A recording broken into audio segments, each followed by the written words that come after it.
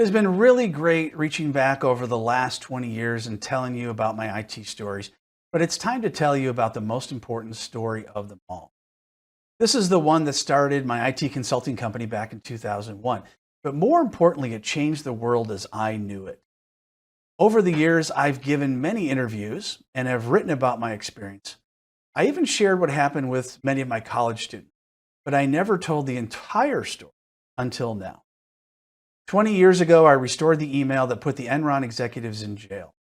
It's funny that after seeing the video, The Smartest Guys in the Room, that Enron could be brought down by email file recovery. Now, don't get me wrong, these guys were really smart. They figured out how to steal over $1 billion and directly or indirectly killed hundreds of people and convinced the entire state of California that there was an energy crisis and that it required rolling blackouts that almost even killed me while doing it. It started in late 2001, strangely enough, when I worked at a company called Pacific Information Systems.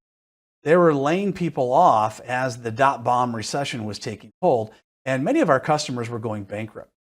I had just been laid off myself, which is a really weird experience for me because that had never happened to me in the IT world. The next week, I was called back in and asked to perform a contract job based on my experience with a product called ArcServe and my Microsoft certifications.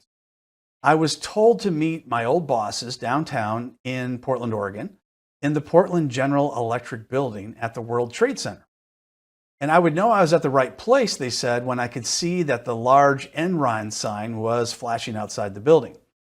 Now, we were all still spooked about 9/11 having just happened, so it didn't make me feel really great that I was going to the much smaller Portland version of the same name. I went inside and met with a half dozen people in a closed room.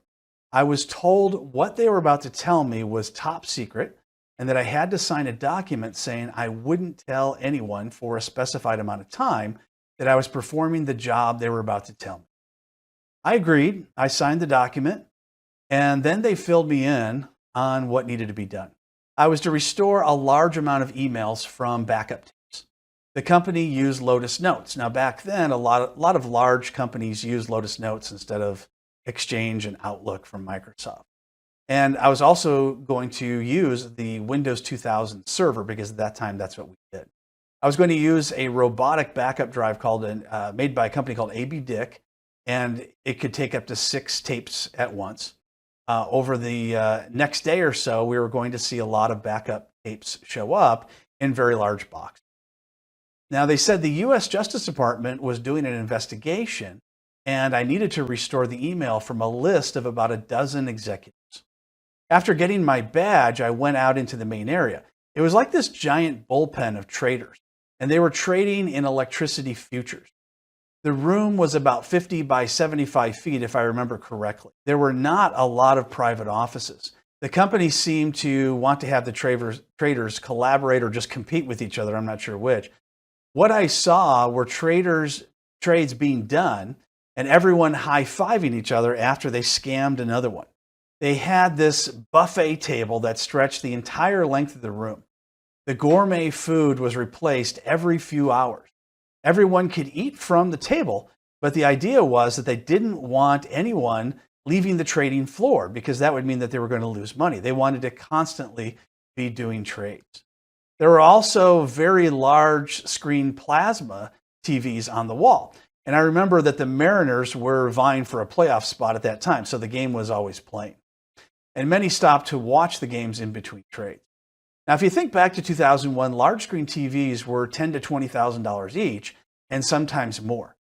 They had a wall of them all showing news and sports. This was very expensive. Even the bathrooms had trader magazines strewn about. So no matter what you were doing, you could be thinking about making Enron more money. You could tell who were the most successful traders because they had multiple large screen flat monitors that were about $2,000 each.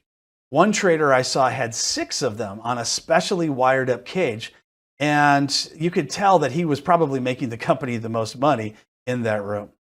So we also saw other types of setups such as 2 and 4 monitors, and even the video cards themselves were super expensive. It's hard to explain how much money each of these things all cost because it was just not standard equipment back in 2001. Most of us were all using 15-inch big CRT monitors that only cost a few $100s. And I remember looking at those things sideways, and it always gave me a headache because of the flashing of the screen. Well, they didn't want any of their traders getting headaches, so they gave them the best. Money was being spent everywhere in this room. It wasn't just the computers, it was also the desks and the high-end chairs, everything to make these guys as comfortable as possible so they could continue making money without being distracted. Cheering happened between traders so regularly that you thought you were at a sporting event rather than a giant fleecing of over 30 million people in California. Now, I want to mention once again how evil these people were. It wasn't just the people at the top. These people that I was seeing and had to work next to, they were all in on it. When you cut off electricity in that summer to that many people, you're going to have a lot of people physically vulnerable that are going to die. The heat killed a lot of people. Having no electricity to power medical devices killed many more. Now, prior to this event, I was in San Francisco for IBM training and during these rolling blackouts. And it was super hot and it was scary because many of us wouldn't even trust taking the elevator for fear of being stuck and dying of heat exhaustion because we knew that no one was going to come save us. Enron paid dozens of private electricity providers to shut down for maintenance all at the same time, so there would be a deficit of electricity and prices then skyrocketed. What cost just a few dollars per kilowatt hour before was now going for hundreds of dollars of kilowatt hours then.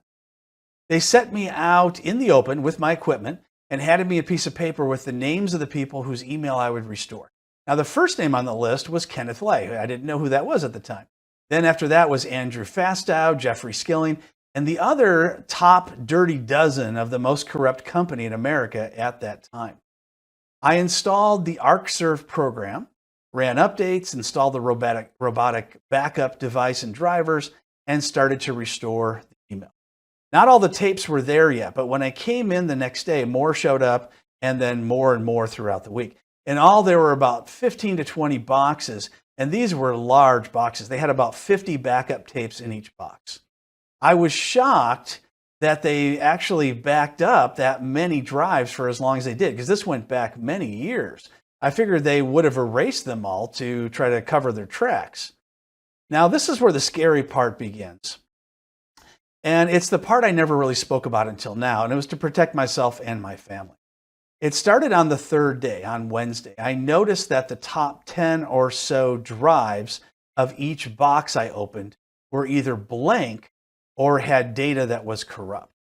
This meant that someone had gone over the boxes with a magnet. The backup tapes were made of iron oxide, which can be erased with a strong enough magnet. They probably thought that the magnet was strong enough to erase the tapes, but it only took out the top ones. Now, this wasn't a problem on day one. On day one, I had a few boxes, and none of them had this issue.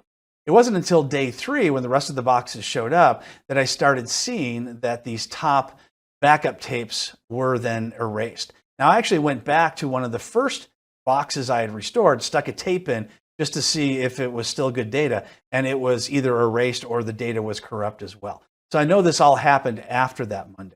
I was surrounded by around 200 people, and I felt them all staring at me. They knew why I was there at that point. The first day I was just another contractor, but by day 3, they all knew why I was there.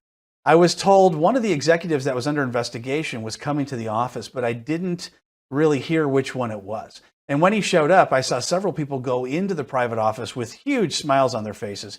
But when they came out, they were as white as ghosts. Something bad was happening in that room. I tried to put it all out of my mind, say, hey, it's just in my head, and continue working. But now I was looking over my shoulder a lot more. After a few hours, I was trying to convince myself that it was all fine. I looked up the current price of Enron stock, and it was still hovering around $60. So I figured things couldn't be too bad. I was pretty sure that once these emails restored, though, that it was all going to go down and be worthless stock. These people were about to lose their job, and it was just starting to dawn on them. The rumor mill was picking up by day 5. They didn't want me in there on the weekends, even though I was willing to come in. I was really getting concerned about the erased drives and what might happen over the week. So I walked up to a security guard and asked him for a quick minute in private. I explained that I was doing a job, but I couldn't really give him that much information. I asked him what type of security they had after hours, and he assured me that this was the most secure place he had ever been, and there was really no reason to worry about anything. So I asked him to do me a favor and just write in his report that I had made the request. Now, he said he would, but I'm not sure that actually happened. I came in the following Monday, and the usual excitement that was happening last week was already waning to a noticeable level. I looked at the direction of the security guard, and he nodded to me and gave me the okay sign. I started restoring more files, and I didn't really notice anything being off, so maybe he actually did put something in his notes after all, and the data was actually safe. On Tuesday at around 3 p.m., I was headed to the restroom. The room had video cameras. The large room had video cameras in many locations, but they couldn't really have them in the restroom, and they couldn't have them sort of on the way to the restroom because the path to the restroom was kind of a small, dark maze. I was starting to let my guard down. After washing my hands, I started to leave the restroom, and I got about 10 feet out into the maze when I was slammed into the wall from behind. The guy told me to not turn around. The wind got knocked out of me, and I was bending over trying to catch my breath. Now, those who know me know that I have a pretty bad case of asthma. So I started to cough, and not being able to catch my breath, of course, made it worse. But nobody could hear me because being in this maze, it was kind of closed off. He started to tell me that I better not finish this job, that I better not finish this entire job that I was working on if I knew what was good for me and my family. He told me to stay facing the wall for another 30 seconds before coming out to the main trading floor. I only waited 5 seconds, and I watched him leave, but I could only catch the color of his gray pants and white shirt and dark hair, which was about 70% of everyone out there. So there was no way I was going to be able to identify. I made my decision to keep going and not say anything and just continue to do the restore as I constantly scanned the room. At the end of the day, it was already dark. I was not happy about going out to my car in the garage after that episode. I thought about going to the guard, but no doubt this guy, really wasn't alone, the one that attacked me. And it could have been ordered from somebody high enough up that I would just get myself into more trouble if I reported it.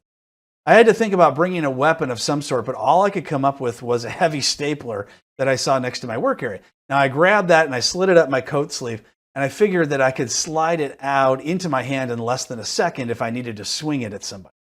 Fortunately, no one was waiting for me. The job was just about over by Wednesday night of that second week. I knew the next day was going to be my last one. All day, people kept coming up to me and asked how I was doing.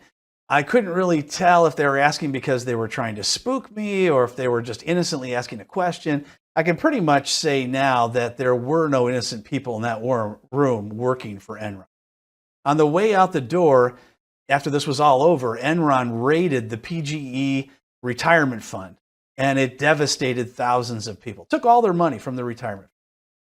Well, Thursday came and went pretty quickly, and I was thankfully able to leave while it was still earlier in the day and still daylight. I received an email the day after, and it came from an anonymous source saying that I screwed them and they would make me and everyone I cared about pay. I put up cameras all around the house, both inside and outside, and started recording everyone passing by. I thought about a gun, but I had small children and one on the way. I just couldn't risk it with small children in the house. I wrote a long goodbye letter to my wife and family and put it in a place that I knew they would look after I was gone. I told them who to call and what to do in case I was gone. I remember being terrified when that video, The Smartest Guys in the Room, came out because I was afraid that someone would have mentioned what I did in the film, but fortunately, that didn't get out. So here we are 20 years later, and now you know the full story of what happened from my perspective. These people were the most evil group I had ever come across. They would smile at you while they gave the wink and nod to the person behind you to stick a knife in your butt. And they wouldn't feel bad about it even for a second. Although most of the top tier have died over this past couple of decades, there are still a bunch of the former traders and former Enron employees that are in the workforce. I suggest you tread lightly if they work in your office and watch your back.